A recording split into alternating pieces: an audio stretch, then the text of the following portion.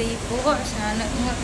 Ayan, so ngayon is pupunta tayo sa kainan. Ayan, pupunta tayo sa dagat. Magpipicture. Wow. Sipag talaga ni ate. Ano nga ang totoong pangalan niya? Ayan yung makikita nyo. O, diba? Panghuyaman. Mahabang lakad. Yun o.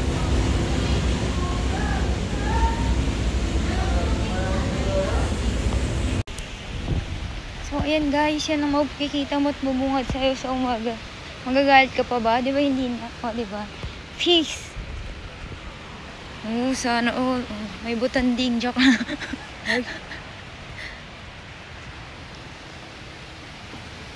Yan, mahaba pa yung ano. Picture. Kasi di pa high tide. Ngayon guys is 6 AM pa. So, mag-picture muna tayo. Mag-enjoy. At mamaya ay uuwi na tayo. So, ayan, good morning. Ano masasabi mo naman dyan? Good morning. Nagigisip ko lang. Good morning. Tama eh. Ano namang ano, experience mo sa Boracay? Bukod sa sobrang busog.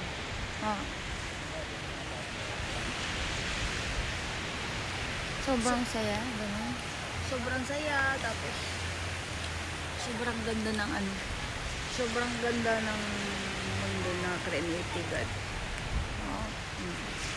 kasi tingnan mo, saan ka makita, parang mga tinatawag na pieces of heaven on earth. Nox English yun. Masterpiece, ano? Oo, mga ganun kagaganda yung mga create niya. Tapos maganda ka pa, ano? Grabe naman yan. Yun na nga. Thank you, Siya Lord. yun. Siya yun, yung magkakaya. So, ayan, magkakaya pa siya. Mag-ano muna siya, model. Abangan mo niya yan. Oo, abangan nyo na lang, no?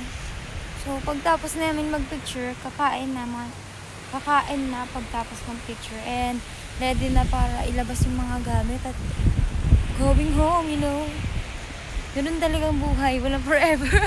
Uuwi at uuwi pa rin. So, yun lang. Thank you. Ayan, maganda yung araw. Pero mas maganda ka. Ganon. Ayan, yan si Kuya palaging nagpipicture sa amin. Tinuturuan niya kami mag-posing. Ayan, sana all model, diba? So, saan mo natutunan yan, Kuya?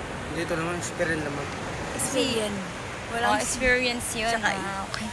Araw-araw ba naman eh? Ang daming chicks na nakikita mo, no? Magagandang tanawin, no? Sanay na si Mano. So, ayan. Hello, guys. So, ngayon is pauwi na kami and naka-outfit na and nababa na din namin yung gamit namin. Pauwi na tayo. Excited na kaming umuwi at hahata ulit at seryosohin yung negosyo kasi next naman pupunta sa Baguio. Tapos may mga activities din sa December. Yes. So seryosohin talaga natin yung ginagawa natin. Gawin natin yung best natin. Tapos thank you Lord kasi pinipigil niya yung ulan para makauwi tayo matino. Iniintay talaga ni Lord makauwi kami kasi tignan nyo naman yung clouds doon. Oh, makulimlim, di ba? Tapos pala dasal talaga ako pag nasa airplane ako. Sabi ko, Lord, pag-isa lang ako, Lord. Wala akong kakilala sa airplane, Lord. Pag-ingatan mo ako, sabi ko. Tawa-tawa talaga ako doon, promise. Kasi yung iba, may mga kasama sila, tapos ako mag-isa lang. Tapos hindi pa ako nakatulog. Galing sa event sa MOA. Ganyan-ganyan lang ako sa airplane. Tapos yung babae, nagbibideo siya, natatamaan niya ako, nagigising ako. Pero ayun nga, at least nakarating tayo ng safe. Eh grabe, ang gaganda ng mga tanawin dito. Oh, wow, ang kikinis. Pakita mo yung tanawin. Oh, nakita niyo. Oh, wow, ang ganda, di ba? Sexy ng tanawin namin. Oh, tumatakbo pa siya. Diba? Dapat pala nagpaganyan tayo. Maganda yun sa picture. Sa sunod, magpaputi muna tayo bago tayo mag-ano. Ganyan. Ang sexy ni ate mo. Yan ang mga gusto ko. Sa sunod nga. Baka first day pa lang. Ayos naman, magaganda naman dito. Gusto ko doon na sa Taiwan na dahil. Sa Taiwan, oo. Punta tayo sa Taiwan. next planning sa Taiwan 2024. Excited na siya? I'm so excited na, guys. Anong mga masasabi mo pag OFW, te? Ano dapat gagawin? Ano mga gagawin ng mga OFW and mga part na ng company para makarating din sa napupuntahan mo, te? Mga part ng OFW. Mga OFW and part na ng community. Ayun, ang pagkakaiba ng OFW, kasi pag OFW ka, hindi ka makakapunta kung saan-saan. Diyan ka lang sa apat na kanto ng bahay ng amo mo. Halos doon ka lang umiikot-ikot. Yun, di ba? So parang wala kang freedom. So pag nandito ka na sa community namin, sa company, ayan, so makakarating ka kung saan-saan, di ba? Kagaya sa akin, dating OFW ako, pero ngayon nandito na sa Boracay. Dating hindi ko naman, matagal ko na to pinapangarap na makarating ako dito, pero dahil nga sa sa financial, di ba? Hindi pa afford natin na ganito. Ngayon, afford na. Pero ngayon, afford na kasi may grabe, no? ginagawa tayong sobrang ganda talaga. Ayan, so dito yan sa company namin. Ayan, so kung talagang member ka na, bilong ka na sa community namin, wala kang gagawin na iba kundi hatawin mo lang at seryosohin mo para next makakasama ka na namin. O diba? Yes. Busog na busog ka pa sa mga picture taking sa mga view dito sa Boracay. Kaya, Marami ka pang guys, makikitang maganda. Uy, yes, sana. ipangarap mo yan, guys. O yun, papadalaan na yan. Anong ginagawa ng manong? Bakit kumukuha siya ng buhangin sa... Tambak yun. Kuya, baka gusto mo din, kuya, subukan yung aming baka gusto mo, kuya, subukan yung namin, ginagawa namin, kuya. Alaga ko. Saan ka pumunta? Vietnam. O, diba? Kahit pango tayo. Tapos, anong kwento sa Vietnam? Tapos yun, suka ng suka. Ay, ano ba yan? Huwag ka na mag-video. Nakakatawa nga eh. Magsalita ka ng kwento mo. Huwag kang malikot kasi mahilo tayo. Wala pa, hindi pa nga eh. Ay, ayan, hinipad na kasi nakaganyan na, nakababa. Ano ang nakapunta doon? Yan, yung may paganyan. Kapalipad na yan. O, tapos, kinuha yung bata. Bakit? Ba't kinuha yung bata? Kasi yung suka ko ng suka, guys. Guys. Alam mo yun. Basta ikab ng ikab ako, delikado talaga babagsak yan. Kaya huwag kang magulo. Huwag mo akong guluhin doon ka kaya. Basta ako ikab. Ano masasabi mo, Ang? Loko ka. Ay, lang.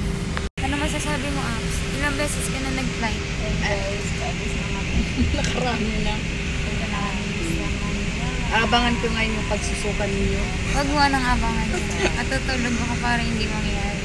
Excited sa next na pag-travel kasi papuntang Taiwan. Yun ang kaabang-abang. Yes. Sama kami ba? Saan tayo pupunta? Ha? sa Taiwan next year. Ngayon, saan tayo pupunta? Go to Manila City. Parang ang model guy. Hindi. Continue po yan. So ngayon, palipad na po kami. Tulog na yung... Wala pa po siyang Ganyan. pakpak, kaya hindi pa siya lilipad. Maya-maya lang po. May plastic na yan. Wala akong plastic yun. Ako nga, nagbili doon. Ready ka na? Ready na ako eh.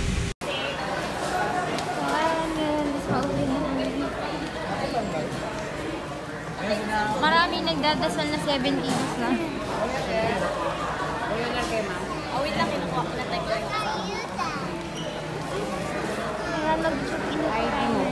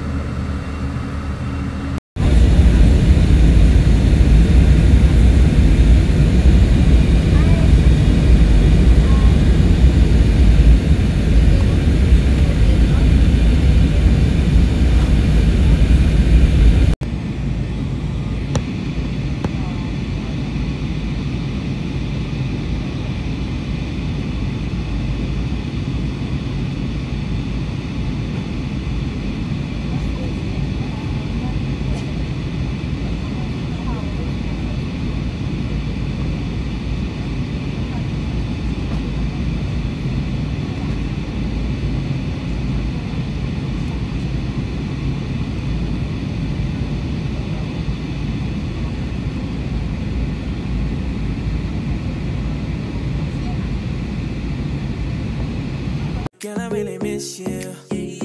Girl, I wanna see you. If you miss somebody